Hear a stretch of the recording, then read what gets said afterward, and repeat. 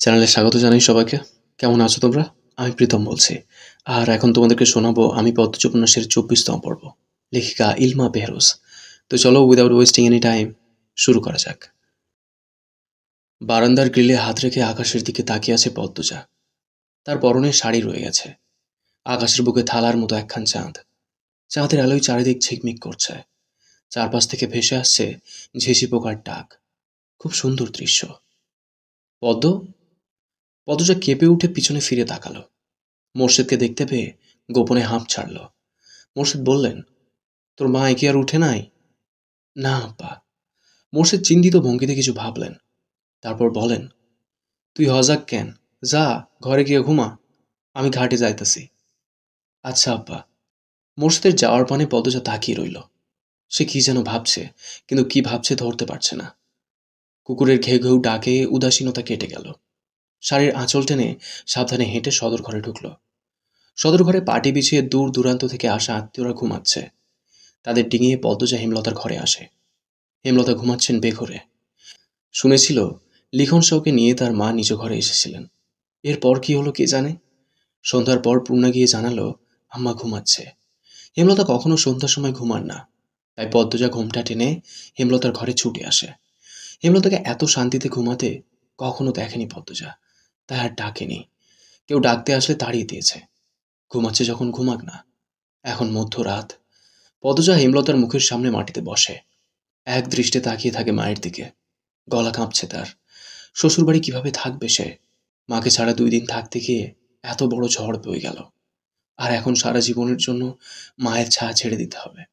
এই মুখটা না দেখলে তার দিন কাটে না। এই মানুষটার আদুরে শাসন ছাড়া দিন সম্পূর্ণ হয় না। পদ্মজা বিছানায় মাথা ঠুকে ফুঁপিয়ে উঠল। অস্ফুট করে ডাকল, আম্মা। সঙ্গে সঙ্গে হেমলতা চোখ খোলেন। পদ্মজা খেয়াল করল না। সে কাঁদতে কাঁদতে চাপা স্বরে বলছে, তোমাকে ছাড়া কেমনে থাকবো আম্মা? বিয়ে করাটা কি খুব দরকার ছিল? ছিল। পদজা চমকে উঠে মাথা তুলল। গলার স্বর আগের অবস্থানে রেখে বলল, কেন আম্মা? সব জানতে নেই মা। পদজা মাথা নত করে নাক টানে। হেমলতা বলেন, বিয়ে হতেই হবে। বর বদল হলে সমস্যা নেই। তোর কি আর কাউকে পছন্দ? হেমলতার প্রশ্নে পদ্মজা বিব্রত হয়ে উঠল। হেমলতাও প্রশ্নটা করতে গিয়ে অস্বস্তি বোধ করেন। পদজা মাথা ২ পাশে নাড়িয়ে জানালো, তার আলাদা করে কাউকে পছন্দ নেই। হেমলতা উঠে বসেন। চুল খোঁপা করতে করতে প্রশ্ন করেন, রাত কি খুব হয়েছে? মানুষের সাড়া নেই। মাঝরাত। আর তুই জেগে থেকে কাঁদছিস? হেমলতা বললেন মৃদু ধমকের স্বরে। পদজা নিরুত্তর। হেমলতা জানালার বাইরে চেয়ে দেখলেন চাঁদের আলোয় চারিদিক উজ্জ্বল। চাঁদের আলো গোলে ঘরের মেঝেতে পড়ছে। জ্যোৎস্না রাত। তিনি বিছানা থেকে নামতে নামতে পদজাকে তাড়া দেন, শাড়ি পাল্টে সালোয়ার কামিজ পরে নে। কেন আম্মা? যা বলছি কর। পদজা ঘরে গিয়ে শাড়ি পাল্টে নিল। উঠানে এসে দেখে হেমলতার হাতে বৈঠা। পদজা অবাক হয়ে প্রশ্ন করল, আম্মা, তুমি নৌকা চালাবা? পূর্ণারে নেব? নেওয়া উচিত। যা, ওকে ডেকে নিয়ে আয়। প্রান্ত প্রেমা যেন টের না পায়। পদজা অসহায়ের মতো তাকিয়ে রইল মায়ের দিকে। হেমলতা তাড়া দেন, যাবি তো? পদজা হন্তদন্ত হয়ে গেল। কয়েক মিনিটের মধ্যে পূর্ণাকে নিয়ে ফিরল। পূর্ণা ঘুমে ঢুলছে। হেমলতা ঘাটে এসে দেখেন মোর্শেদ নৌকায় বসে বিড়ি ফুঁকছেন। নৌকা ছাড়ো। মোর্শেদ ২ মেয়ে আর বউকে দেখে হক চকিয়ে গিয়েছেন। তার মধ্যে হেমলতা যেভাবে বললেন নৌকা ছাড়ো, আরো ভড়কে গেলেন। চোখ বড় বড় করে প্রশ্ন করলেন, কেন, কি তা হইছে? মোর্শেদের জবাব না দিয়ে পদ্মজা পূর্ণাকে নিয়ে হেমলতা নৌকায় উঠে পড়েন। স্থির হয়ে বসেন। বইটা মোর্শেদের দিকে বাড়িয়ে দিয়ে মিষ্টি করে হেসে বলেন, জ্যোৎস্না রাতে নৌকা ভ্রমণে বের হয়েছি আমরা। তুমি এখন আমাদের মাঝি। হেমলতা থামেন। এরপর আঞ্চলিক ভাষায় বললেন, লও মাঝি, বইটা লাও। ছাড়ো তোমার নৌকা। যত সিকি চাইবা তুমি ততই পাইবা। একসাথে ৪টা দুঃখী মানুষ হেসে ওঠে। মোর্শেদ বইটা হাতে নিয়ে নৌকা ছাড়েন। হুট করেই যেন অনুভব করছেন যুবককালের রক্ত শরীরে টকবক করছে। এই তো তার সংসার, এই তো তার আনন্দ। রাতের নির্মল বাতাস, মাদিনী নদীর স্বচ্ছ জলে চাঁদের প্রতিচ্ছবি। কচুরিপানারা ভেসে যাচ্ছে।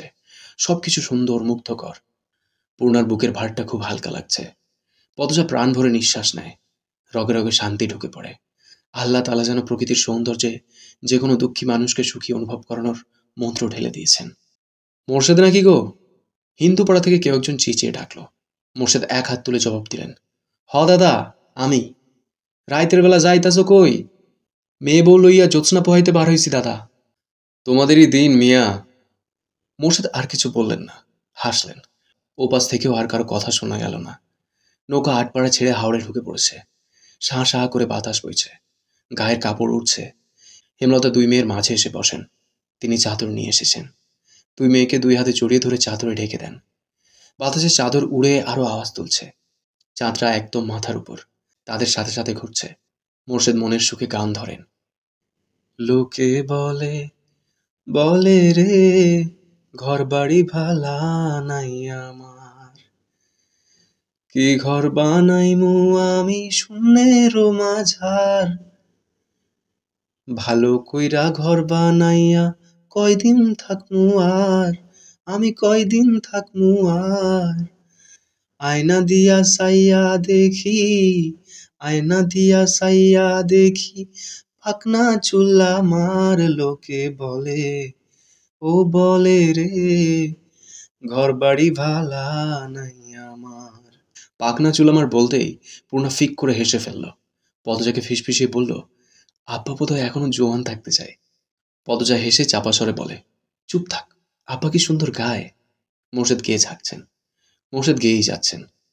এ ভাবিয়া হাসুন রাজা, হায়রে ঘর দুয়ার না বাঁধে, কোথায় নিয়া রাখবো আল্লাহ, কোথায় নিয়া রাখবো আল্লাহ, তাই ভাবিয়া কান্দে, লোকে বলে, ও বলে রে, ঘর বাড়ি ভালা নাই আমার।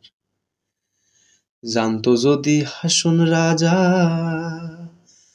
হায়রে বাঁচবো কতদিন, বানাইতো দালান কোঠা করিয়া রঙ্গিন, লোকে বলে, ও বলে রে, ঘর বাড়ি ভালা নাই আমার। মোর্শেদ থামেন। তিন মা মেয়ে একসাথে হাতের তালি দিল। হাতের তালিতে চারপাশ মুখরিত হয়ে উঠল। এত সুন্দর সময়, এত সুন্দর রাত বারবার ফিরে আসুক। মোর্শেদ হা করে তাকিয়ে থাকেন সামনে থাকা তিনটা মানুষের দিকে। তাদের চোখে মুখে খুশি ঝিলিক মারছে, অথচ তিনি জানেন এক একজন কতটা দুঃখী। মোর্শেদ ঢোক গিলে লুকায়িত এক সত্যের কষ্ট লুকিয়ে যান। হেমলতা আর তিনি ছাড়া এই কলিজা ছেঁড়া কষ্ট কেউ জানে না। মোর্শেদ হেসে বললেন, এই অভাগা মাঝিরে কি আপনারা আপনাদের মাঝে জায়গা দিবেন? মোর্শেদের কণ্ঠে শুদ্ধ ভাষায় মিষ্টি আবদার শুনে পদজা পুলকিত হয়ে উঠল। ইস, আজ সবকিছু কত সুন্দর।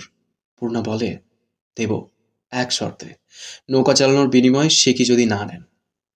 মোর্শেদ মেয়ের রসিকতা দেখে হা হা করে হাসেন। সেই হাসি বারবার প্রতিধ্বনিত হয়ে ফিরে আসে কানে। তিনি বইটা রেখে এগিয়ে আসেন, হেমলতার সামনে বসেন। নৌকা নিজের মতো যেদিকে ইচ্ছে ছুটে চলছে। মোর্শেদ হেমলতাকে বলেন, দুইটা সেডিরে খালি তুমি ধইরা রাখবা, ছাড়ো তো এবার, আয়রে তোরা, আমার ধারে আইয়া ব। পদজা অবাক হয়ে মায়ের দিকে তাকায়। হেমলতা যেতে বলেন। পদজা মোর্শেদের ডান পাশে বসে, আর পূর্ণা বাম পাশে। মোর্শেদ পূর্ণাকে এক হাতে, পদজাকে আর এক হাতে জড়িয়ে ধরে হু হু করে কেঁদে ওঠেন। অপরাধী স্বরে বলেন, আমি বাপ হইয়া পারি নাই আমার ছেড়িদের বেইজ্জতির হাইত থাইক্কা রক্ষা করতে, আমারে মাপ কইরা দিস তোরা। মোর্শেদ কখনো এত আদর করে পদজাকে জড়িয়ে ধরেননি। এই প্রথম ধরেছেন, আবার কাঁদছেন। পদজার কোমল নরম মন ব্যথিত হয়ে চোখ বেয়ে জল রূপে বেরিয়ে আসে। হেমলতা মোর্শেদের পায়ের কাছে বসেন। মোর্শেদের হাঁটুতে মাথা রেখে দুই মেয়ের হাত চেপে ধরে রাখেন। কেটে যায় অনেক মুহূর্ত। নৌকা হাওড়ের পানির স্রোতে একবার এদিক তো আর একবার ওদিক যাচ্ছে। বাতাসে চারজনের চোখের জল শুকিয়ে ত্বকের সাথে মিশে গেছে। নিস্তব্ধতা ভেঙে পদজা বলল, জানো আম্মা, আজ আমি বুঝলাম জীবনে সুখ বা দুঃখ কোনোটাই চিরস্থায়ী নয়। দুঃখে মর্মাহত না হয়ে সুখের সময়টা তৈরি করে নিতে হয়, তাহলেই জীবনে সুখকর মুহূর্ত আসে। আবার সুখ সর্বক্ষণ থাকে না, দুনিয়ার লীলা খেলার শর্তে দুঃখ বারবার ফিরে আসে। হেমলতা পদ্মজার দিকে না তাকিয়ে পদ্মজার ডান হাতে চুমু দেন। চাঁদরা অর্ধেক হয়ে এসেছে, খুব তাড়াতাড়ি আকাশে মিলিয়ে যাবে। এতক্ষণ শুনলে আমি পদ্মজ উপন্যাসের 24তম পর্ব। কেমন লেগেছে কমেন্ট করে জানিও। তোমাদের একটা কমেন্ট আমাকে প্রচুর মোটিভেট করে। আর পরবর্তী পর্বগুলো খুব শীঘ্রই চলে আসবে এই চ্যানেলে, তাই চ্যানেলটাকে সাবস্ক্রাইব করে রেখো। দেখা হচ্ছে খুব তাড়াতাড়ি। ততক্ষণ সুস্থ থেকো, ভালো থেকো। Thank you.